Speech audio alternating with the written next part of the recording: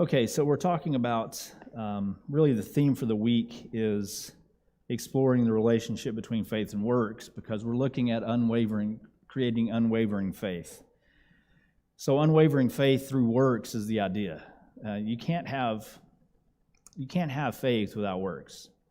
You can't have faith without doing something. And the whole book of James is really, it wasn't written to prove that. It was written with that in mind, though. So it helps us to understand when he's talking about in the book about how to bring joy into situations that you face in life and challenges and struggles.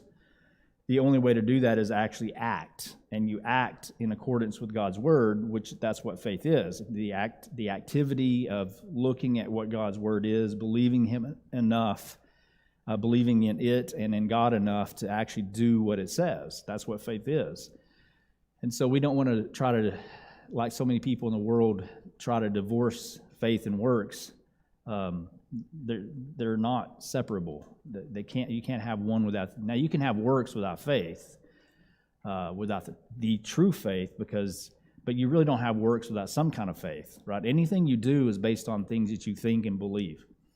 Whether what you think is and believe is true or not is a different story. So you can have works that are not based on the faith, but you can't have faith without actually having those works, because faith is just useless and it's empty, it's dead. There's nothing to it.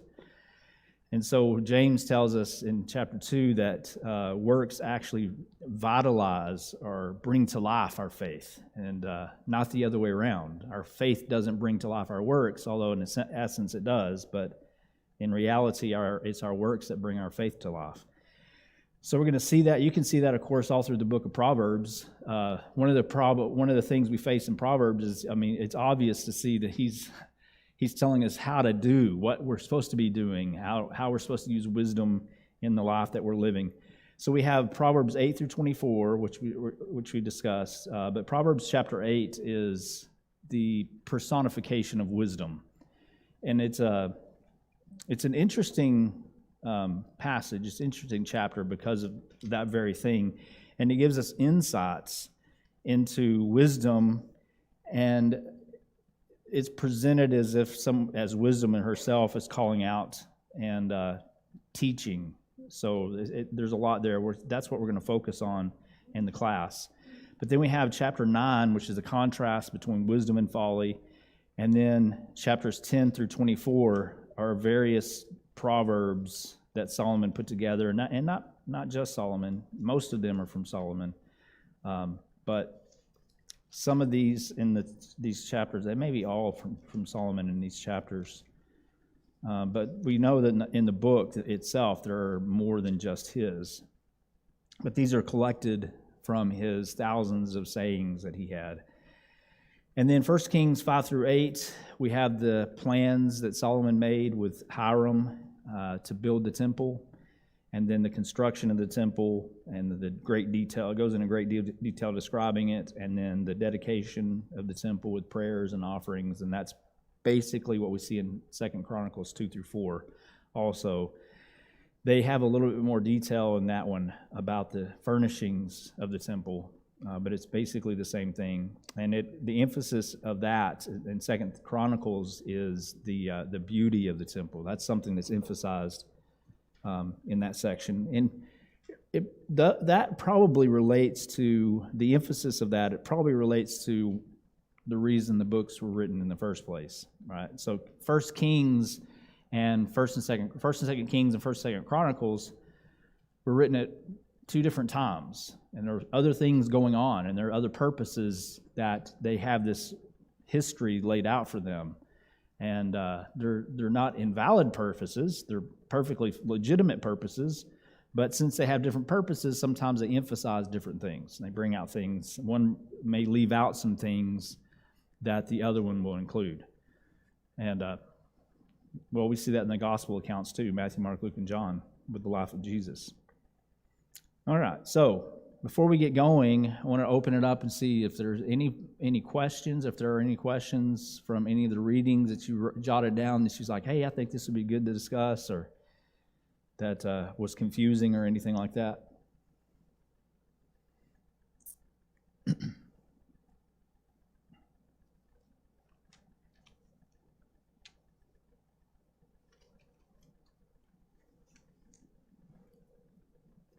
All right, well, if not, then let's go to Proverbs chapter 8. And we're going to point out here a lot of different ideas that coming through this. We're just going to kind of read through and discuss what's being said, right? So this is kind of how our class is going to go. And feel free to interject and speak up, and we can talk about whatever is in here. The first one is the first section will be the first 4 verses. Does not wisdom cry out and understanding lift up her voice? She takes her stand on the top of the hill beside the way where the paths meet. She cries out by the gates at the entry of the city, at the entrance of the doors. To you, O men, I call, and my voice to the sons of men. Okay, so personification here, wisdom is presented as a woman who is calling out, crying out to men. She cries out by the gates of the city, at the entry of the gates. What's significant about the entry of the gates, or the gates of a city? Why would this be a part of where she is crying out?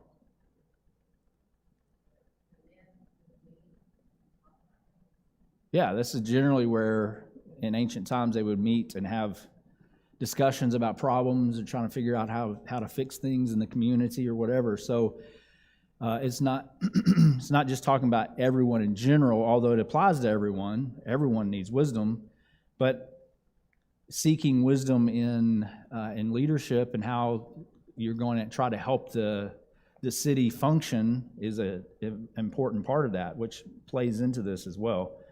So one thing we see here is that wisdom is not hidden. She makes herself known and is available to everyone who wants to have wisdom, right? So this will be covered as we go further, but why do you think if wisdom is known and available to everyone, why is it so the case that wisdom is not as common as you'd think it would be?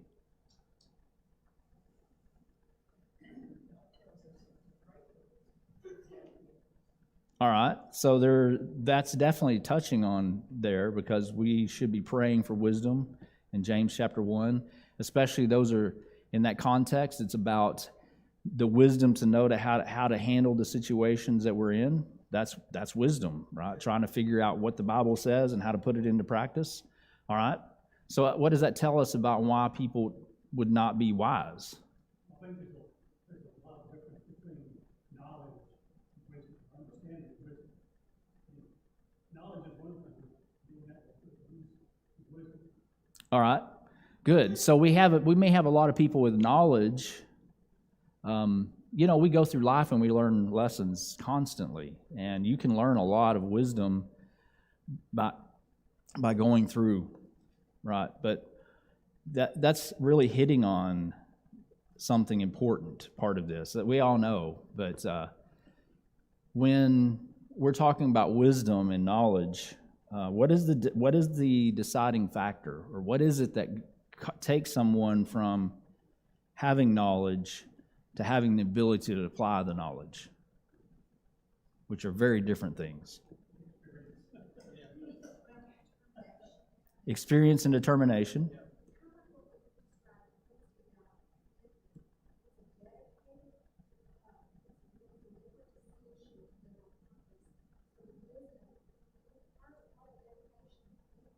Definitely. That's right.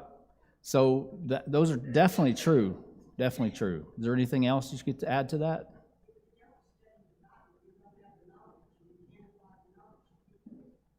All right. So we have to put effort into studying. Let's think about this. If you go through, what do we call that? The School of Hard Knocks. I saw it on a bumper sticker one time. It's like I graduated from the School of Hard Knocks. All right. So does everyone who goes to the School of Hard Knocks come out on the other side wiser? No, they don't. You can experience all of life and never learn anything from it, right? So we have to have the dedication. So what is the difference between having the knowledge of all this? I learned all kinds of lessons, or I learned all kinds of facts, but I don't really learn the right lessons. What's the difference between me and someone who actually does learn the right lessons? It has to do with study. Yeah. I think it comes down to, you have knowledge or you have applied knowledge. Right. So what is the beginning of wisdom? True. That definitely helps. It's like a constant progression, I guess you could say. You have knowledge, but don't use it. How is it, or how did it benefit you? Right. So it's deciding to put it into practice. Yeah, that's right. Uh-huh. Willing to learn. That's true. So one of the things that I think relates to this also is when you look back on your past, you learn some things as you're going through, especially if you get to the point where you're looking for those things that you can learn. But a lot of times we find ourselves in situations and we didn't know it was coming, and now we're just. Have you ever been in that place where you're just dog paddling? You're just trying to keep your head above water. You don't have time to think or learn or anything. You're just reacting. So you don't really learn a whole lot in the process. But when you get out of the situation and get out on the other side, what do you have to do in order to learn about that? Reflect. You got to look back on it and think, okay, here's what I did. What does the scripture say? What does wisdom tell me I should have done, or did I do it correctly, or whatever? Instinctually, our instincts are sometimes right, but they're not always right. So the best lessons for me that I've ever learned is when I look back on where I've been and think, wow, okay, this is what happened, this is where I was, this is all the situations, and sometimes it takes a long, long time for you to just figure out what in the world happened. But when you figure that out and you start learning to see it properly and to get yourself out of the picture, but see it like a third person looking at it, where you can learn tremendous lessons that way, and you can put it. So I think one of the keys for all of these things, another key would be to analyze where you've been, analyze your decisions, analyze what you got from them, how it compares to the Word, that kind of thing. The analysis. I'm trying to remember how they put it. They said, experiences do not create wisdom. Analyzed experience creates wisdom. So we look at our experiences and we learn from them. If we learn the lessons, the next time we face it, we will be better prepared to think, oh yeah, I've been through this before. What did I get the first time? What did I get out of that? But we don't take the time to actually reflect. This is where I believe when several of the Psalms, David will talk about meditating on God. It's not just meditating for the sake of meditating. It's meditating on God, on His Word, on who we are, where we've been, our processes, all kinds of things that come up. And if you sit and if you're quiet and you just concentrate on God and concentrate on thinking about specific places in your life where you've been, tremendous things and insights will come that you never realized were there. But we live in, and I'm sure all of us do this, but we live in a society that doesn't believe in that kind of stuff. It's just, they just live day by day. There's no analysis, there's no thinking, there's no real even self-awareness. I've mentioned several times that the idea of self-awareness is not common, and you would think it was. It's not. You know how studies go, but there's a recent study that came out that said something like 63% of the population at any time is completely self-unaware. They don't have any self-reflection.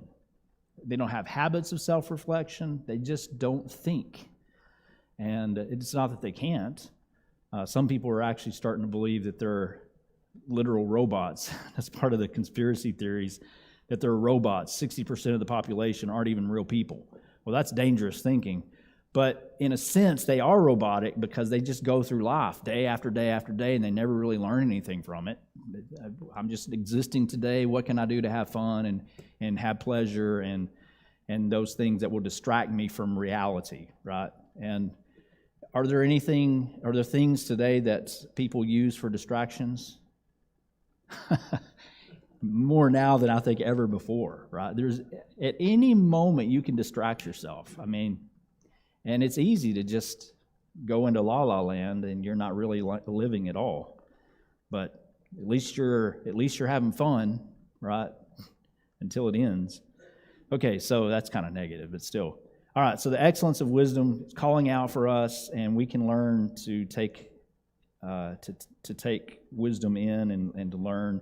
Look in verses 5 through 9. O you simple ones, understand prudence, and you fools, be of understanding heart. Listen, for I will speak of excellent things, and from the opening of my lips will come right things. For my mouth will speak truth. Wickedness is an abomination to my lips. All the words of my mouth are with righteousness. Nothing crooked or perverse is in them. They are all plain to him who understands, and right to those who find knowledge. All right? Wisdom teaches what is right, what is noble. What do you notice in there about the way she describes the words that come from her? How would you describe those?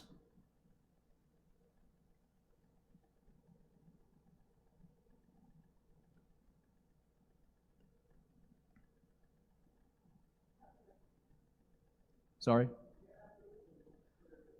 All right, so they build, that's right, and they're about building up. And notice here we see contrast between abomination and truth, right? So look at verse 7. My mouth will speak truth. Wickedness is an abomination to my lips. So wickedness and truth are parallel, or abomination is parallel with truth.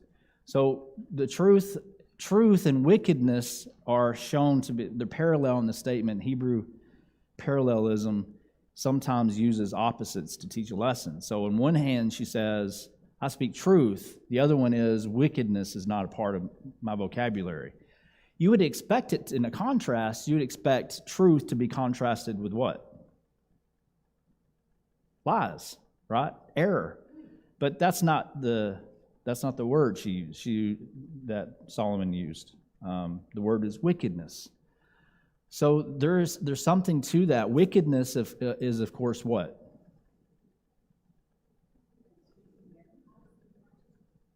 The opposite of righteousness. Yeah, it's the pursuit of evil. That's what wickedness is. It's the pursuit of evil, whether you realize it's evil or not. It's wickedness if you're pursuing evil. So the pursuit of righteousness then is the opposite of that. Well, we can learn something then about truth. And if you think about that, truth being the opposite of wickedness here, then at least in the context, we all know words have nuances. So in the context, what she's talking about is the pursuit of truth, right? The pursuit of not just knowing but living truth. And this is one of the things that we face, and I see it in our society as one of the biggest problems we have, is that people cannot be honest. And I don't mean necessarily with each other. I mean with themselves. They don't even recognize what reality is in a lot of cases. And so that's one of the first steps of becoming grounded, so to speak. One of the first steps of actually growing is to see reality for what it is. And how do we know what reality is? By this. This is the standard, right? So this is how we determine what is actually real. And, we can go through all kinds of problems and pains, but I've learned in my life, and maybe I'm different, maybe you're not like this, but I've learned sometimes in my life, and looking back and things that have happened to me or things that I did that were wrong or whatever, the pain that was there, I can always remember what it was like, but I didn't always see it for what it was. I may have mistaken why I was feeling the pain. I may have mistaken why it was happening to me.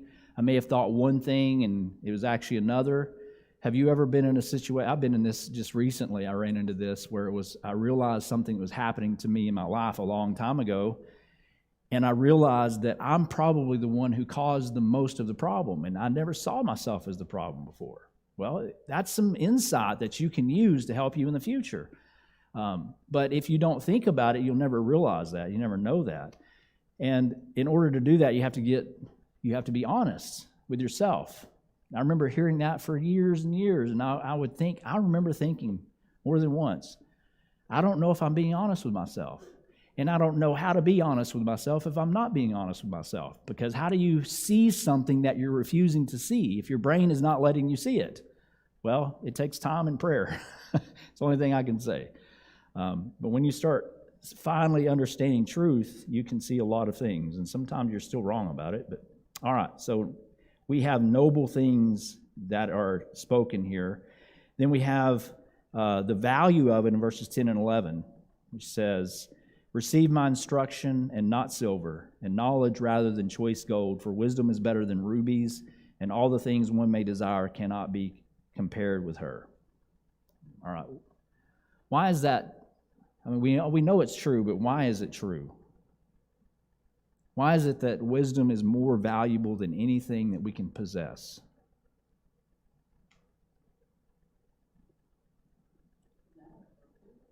All right, we'd be fools without it. That's right. So there are a lot of ways to answer it, right? So one of them would be because, well, what good does it do to have all the riches and blessings of this world, but you don't make it to heaven? That's probably the best way of looking at it. Another way of looking at it is it possible to gain those things if you have and apply wisdom? Sure. In fact, it's more likely that you will than if you just walk around foolishly through life and expect good things to happen to you because of who you are. That's not really the best way to live, is it?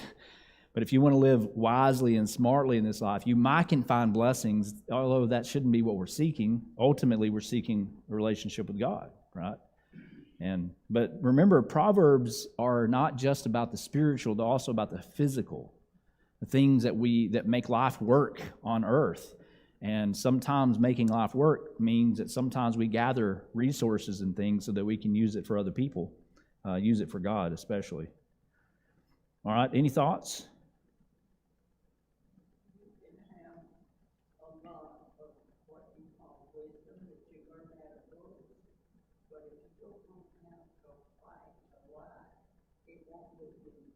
Yeah, that's right.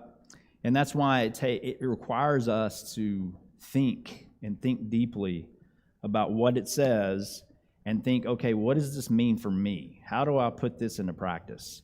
And the better we get at that, the more we're going to have wisdom. That's right. All right, look at verse 12. Oh, go ahead. Jason, as humans, we don't like to think. No. You've told me that a lot. It hurts, okay, all right? Yeah. And even us engineers and scientists and doctors and lawyers who get paid to think, even we at times really don't like to think. Yeah, it is hard. It's work. It is. Yeah. It is. Your brain expends a lot of energy thinking. Yeah. And so it's a whole lot easier for us to just create habits that we follow, right? I was listening to a book yesterday about habits, and this man was saying that some study came out that said the estimation is up to 45% of our day is spent in habit, in routine. We're not even thinking about it. We're just doing it. So, I mean, if you get in your car and drive to Walmart, you can almost put that thing on cruise control and just let it take care of itself. You put your brain on cruise control because you're not thinking about every little bump in the road and everything. You got to adjust constantly. You're not concentrating on those things. You just let your brain do it all, and your subconscious can do it all. Well, we do that, and those habits are extremely powerful and helpful. But when they're wrong habits, they're really hard to break because they're very strong and powerful. So, yeah, very good point. And also, another thing that I've noticed is that we are so busy today that we don't have time. We don't take the time to do the important things like meditate and think. And even when we have downtime, what are we generally doing in our downtime? Sleeping. There's some of that for sure. Sleeping, television, videos, YouTube. I mean, there's all kinds of things. We just fill it with distraction. And we used to say, when I was growing up, I heard several people talk about this, the fact that if you can't be alone in quiet, there's a problem. And there are a lot of people who cannot be alone in quiet because they're afraid of it. They're afraid of what's going to come up in their brain when they start getting by themselves. But without that quiet time, you are not going to function as a human. And so the growing trend, thankfully, I see it with people talking about it, the younger generation, is that they're starting to turn their phone on Do Not Disturb, and they just leave it on all day on Do Not Disturb. They miss all phone calls and all text messages, and then at night they turn Do Not Disturb off and they answer the questions and texts, and then they're done with it. We need that. We don't need to be those screens are really bad for us, and trust me, I have plenty of experience with that, but they're not good for us because they take away. So using them in the right priority can be okay, though. So in verse 12, he says, I, wisdom, dwell with prudence and find out knowledge and discretion. All right, that's an interesting one. So wisdom dwells with knowledge and prudence. Prudence, of course, would be considered, or discretion, I'm sorry. Prudence, knowledge, and discretion. What is the difference between prudence and wisdom? Honestly, I don't know. I guess prudence would have some caution in it.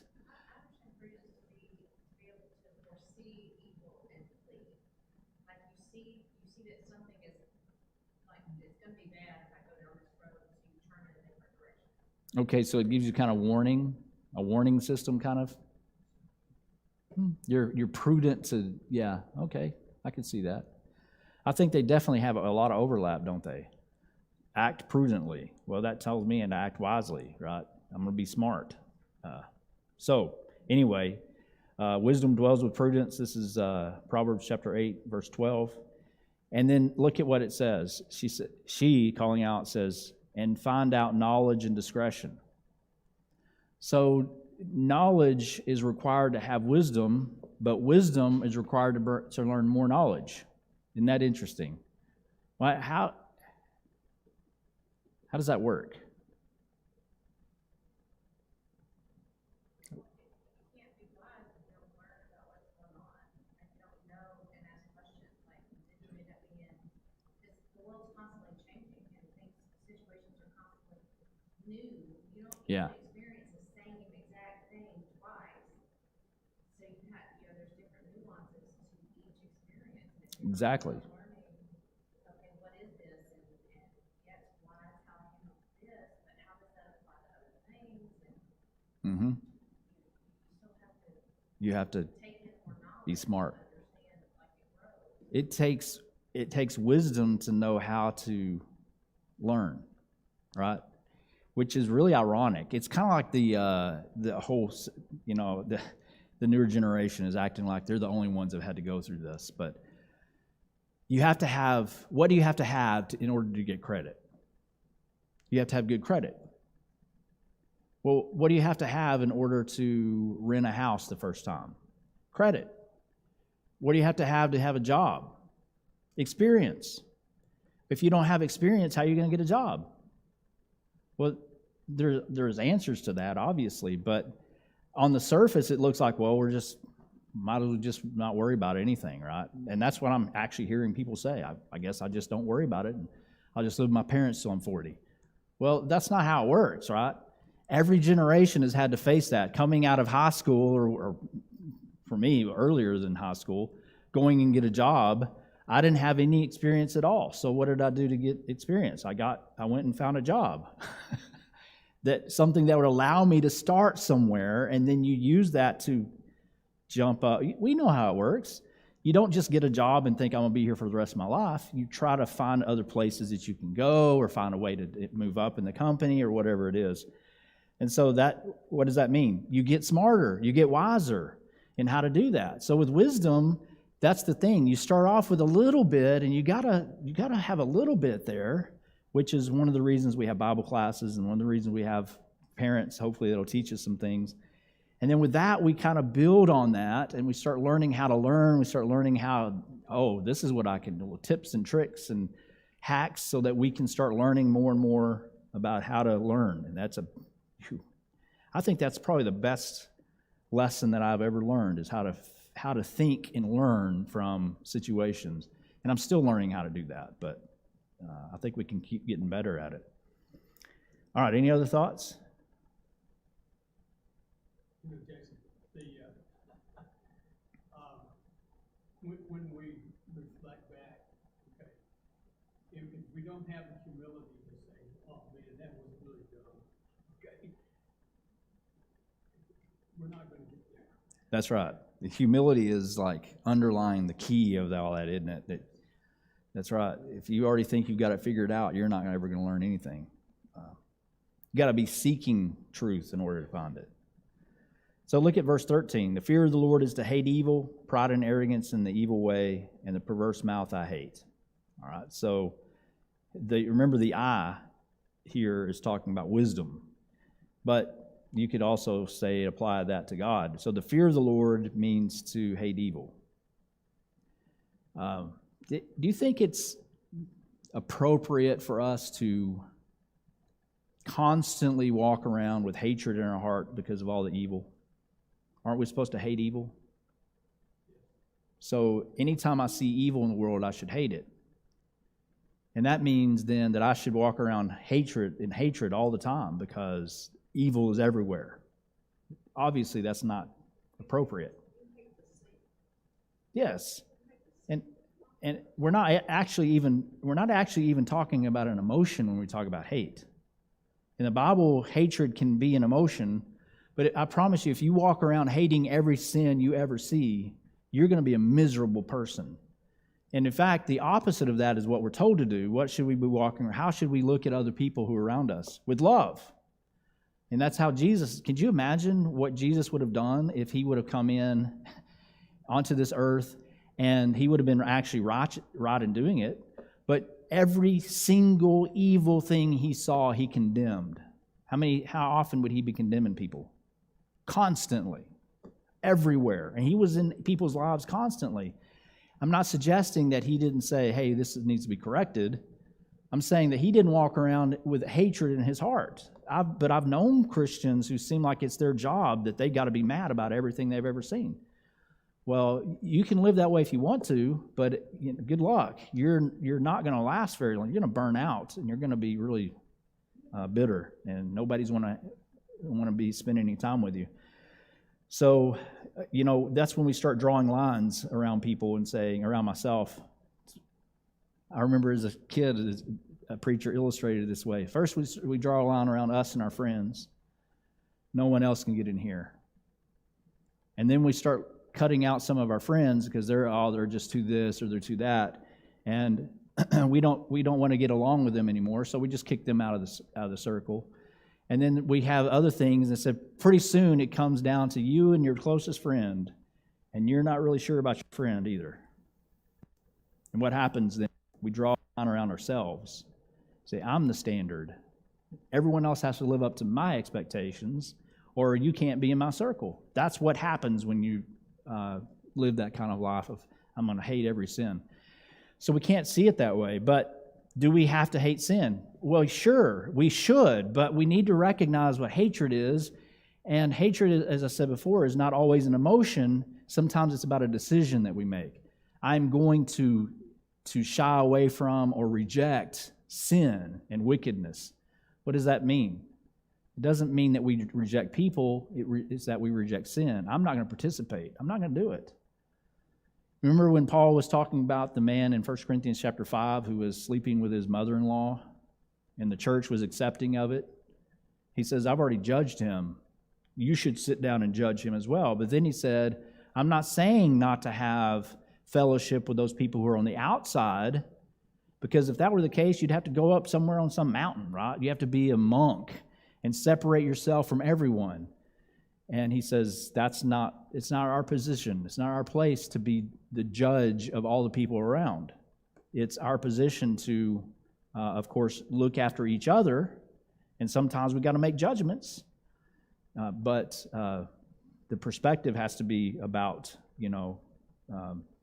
like what we're talking about. We make those decisions, though, and it doesn't necessarily mean that we can't interact with people who have sin. Now, we have to have standards. We have to recognize our own weaknesses. We have to recognize I don't want to hang around with people who are doing certain things. I'm not going to be with them while they're doing those things. But that doesn't mean that I can't ever have interactions with them. And so if we don't ever interact with people, we're never gonna be able to influence them. It's just the way it works. And I think, in my opinion, and for what it's worth, the biggest problem we have in evangelism today is that we are trying to evangelize without the relationship. And you cannot influence people without being in their lives and having them trust you. It just, especially nowadays, it doesn't work. So it takes time to build those relationships. Anyway, all right. So 13, that's the first bell, right? Yeah. It always gets me because there's two. That tells me that that's the second bell, but we're counting down from 2 to 1. All right, let's look in verse 14. Wisdom offers counsel, wisdom, and understanding and strength. Counsel is mine, and sound wisdom. I am understanding. I have strength. How does wisdom give you strength?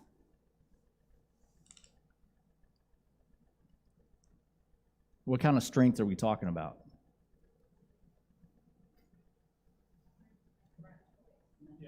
Yeah, internal strength. Yeah, so we have a sound mind, we have a strong mind, we're able to endure things, we're able to carry loads, and we're not just talking about physical strength, we're talking about spiritual or even emotional strength that we have. We should be able to handle things because we've learned lessons from the things we've handled before, and that definitely gives us power and strength. All right, so that tells us that we should, if we've been enduring the same things for years or decades, and we've been basically dealing with the same problems over and over and over, and they're still causing problems in us, that's a sign we haven't really grown, that we haven't really strengthened ourselves yet. Sooner or later, the challenges and the discomforts and the pains that we face are not meant to break us. They're not meant to hold us down. They're meant to be overcome so that we grow past them. And that's a challenge. Sometimes, though, we give up and we think, I can't grow past this. But you can. You can grow through it. You can grow because of it. And no, I don't mean that you can get over things sometimes. Sometimes we go through things we'll never get over. Well, what do you do in those cases? You deal with them. You learn how to deal with them in a way that you can still function. And that's a lesson that we all need, I think. All right. Verses 15 and 16 says, By me kings reign and rulers decree justice. By me princes rule and nobles, all the judges of the earth. Do kings and rulers rule sometimes without wisdom? Yeah. And what happens to them? Not good things. It tends to get worse and worse, right? So obviously what we're seeing here is that the ones who actually are going to reign and have power and keep that is going to be because they're wise in the way they do things. That makes sense. The judges of the earth. So everyone is seeking wisdom, or should be. Verse 17, I love those who love me. Those who seek me diligently will find me. So again, you have to look for God, for wisdom in doing that. Then there's blessings from 18 to 21 that are presented by wisdom, that come from having wisdom. And then 22 through 31 is a statement about how long wisdom has been around. So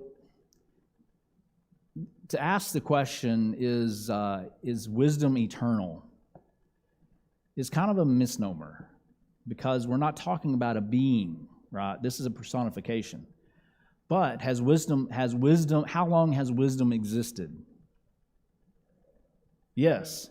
Forever since God began, which was no beginning. So he's always been here, and he's always acted in wisdom. And so while personification of wisdom, we're not talking about another God. We're talking about God's character, which is fundamental to what we're talking. Remember, ultimately, sin is acting against God's character, and wisdom is living in accordance with God's character.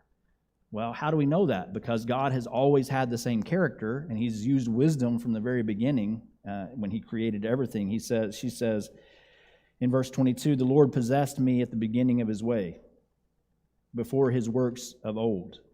I have been established from everlasting, from the beginning, before there was ever an earth. Where there were no depths, I was brought forth.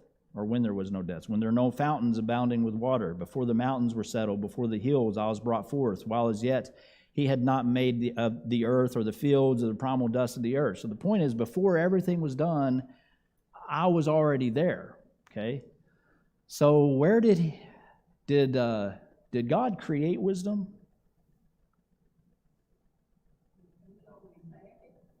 It's just a part of his nature. Yeah, that's something to get. So we're talking about something very special here that should be sought out, and it's no wonder that it has all these blessings associated with it because of who this is or what this is really about. So, all right, well, we didn't get through everything. We got through a lot of it, though. Thank you very much for your participation.